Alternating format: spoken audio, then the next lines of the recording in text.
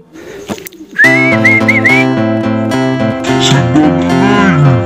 Baliling! Asok, ang nasusugsug pa! Pasok, pasok!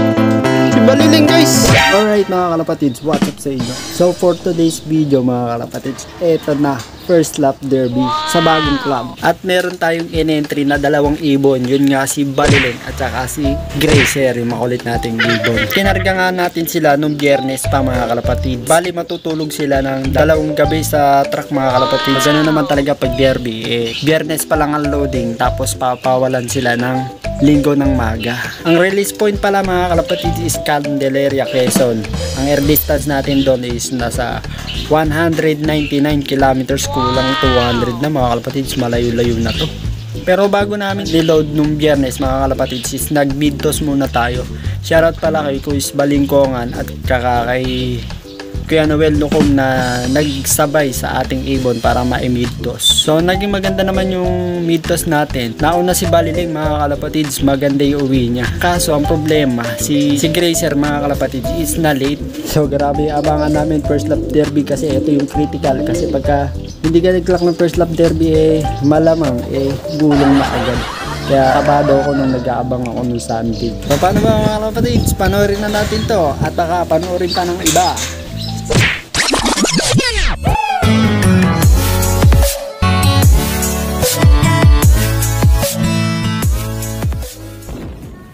Eto na, first lap South Derby race at ang release point natin is Candelaria, Quezon.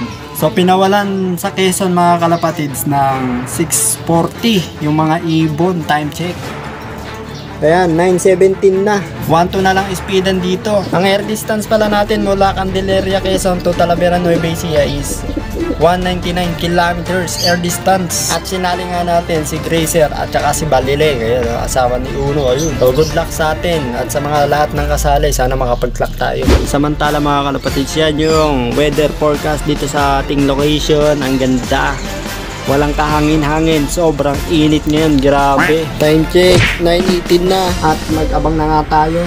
Mga kalapatids, eto na, marami na palang nag-clock, 100 na. At ang speedan nila 1146 yung nag-top speed ngayon. Ang kailangan ibit ng ating mga ibon, sana makasabay naman sana. Ito pala yung entry natin. Ayan si Baliling to. Tapos ito si Baliling. Tapos ito si Gracer. Nakasali siya sa 3 laps, 4 laps, tsaka sa 7 laps. Tapos ito naman si Baliling sa 8 laps tsaka sa 7 laps.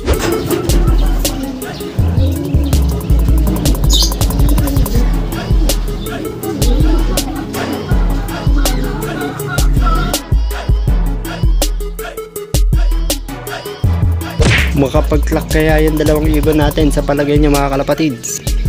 Sino kaya yung mauna sa dalawa? Si Gracer ba o si Baliling?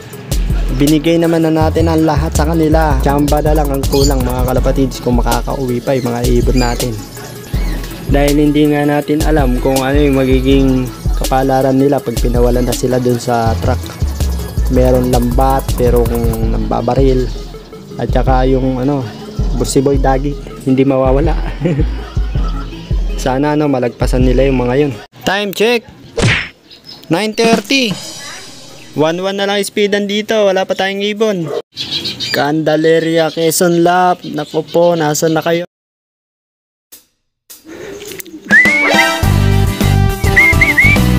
Si Baliling! Si Baliling! Asok, ang nasusugsug pa! Pasok, pasok! Si Baliling guys! Pasok, pasok! Grabe, Clock muna natin. Grabe. Nasusugsug pa. First lap baby guys. Pati ba yan tsaka sa endurance. Wag tayo. Ilunahan niya si Gracer. Next na tayo guys. Woo! Isa na tayo. Si Baliling.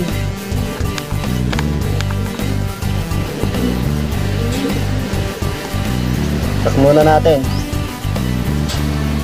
103 75 Lock mo. Alid manin. Time check. 9:54. Ay, valid na naman. Wait. Tama naman oh. 1 0 2 3 7 5. Ayun, nag-clock 1022. Ayun oh. Woo! 1022. Ayun siya oh. Grabe, gumagapang siya kanina. Ibya.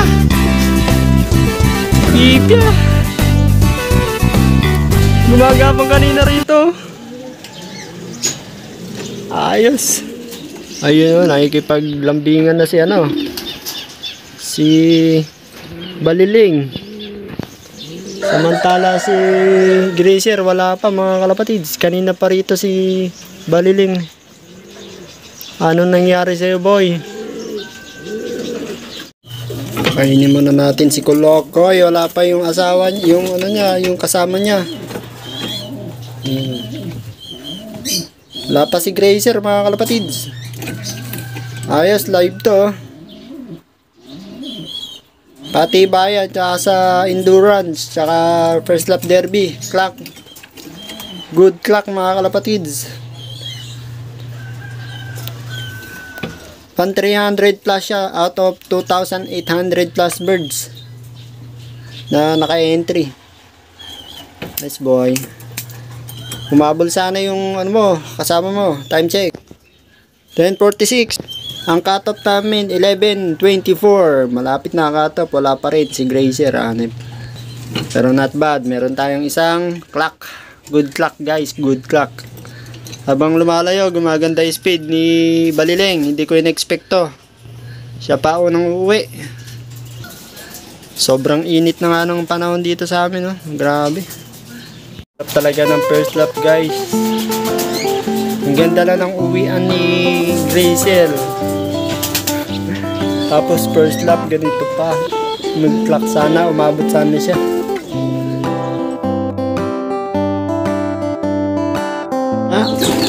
Tapos na ang kwento. Awit na guys. Time check 1:54 at kararating nga lang mga kalapatids ni Grazer Kawit. So yun na nga. Awit na talaga. Ayan. Cut off guys. Ay nako, iba ka talaga. Pero hindi naman na masama mga kalapatids dahil clock naman yung si Baliling natin, yung consistent natin. Yan. Okay na ako dun sa isang ibon na yun. Ito hindi ko na ikakarga to. At kumatop na rin naman siya. Wala na siyang habol. Alright. Ang mahalaga, nakauwi siya ng ligtas. Talagang ganun. Hindi palagi. Panalo. Ito, nagtatapos ang ating abangan mga kalapatids. Cut off si Grazer. Yan. Pero kompleto tayo mga kalapatids. Yun nga lang, sa kasamang palad hindi tayo pinalo. Ang ganda naman ng kondisyon, ayun. Wala namang problema. Kaso, hindi ko alam kung bakit siya nag-cut off. Siguro doon sa mga binigay natin gamot. Nanibago siya mga kalapatids. So, ang gamot lang naman natin Supra mga kalapatids at saka yung B-complex. Hindi ko nga alam kung ikakarga ko pa siya ng second lap. Pero sabi ng mga tropa, andyan na rin lang diretso mo na. Sayang naman yung binayad nating entry. Kasi naman, ang karera na to is hanggang Esperanza. Tawid dagat mga kalapatid. Sa island sila pawawalan last lap. So, kung makakabawi tayo, kung magka-clock siya ng second lap hanggang fourth lap, hanggang last lap, baka sakali makabawi, Kaya lang, butas agad first lap derby, Bala ko nga dito, hindi ko nailipad pero sabi ng mga tropa, lipad, sayang ang pagkakataon. Tala naman mga kalapatids. Itong si Baliling is ang ganda ng performance. Grabe. Natutuwa ako sa ibon. Kulang 3,000 birds ng entry.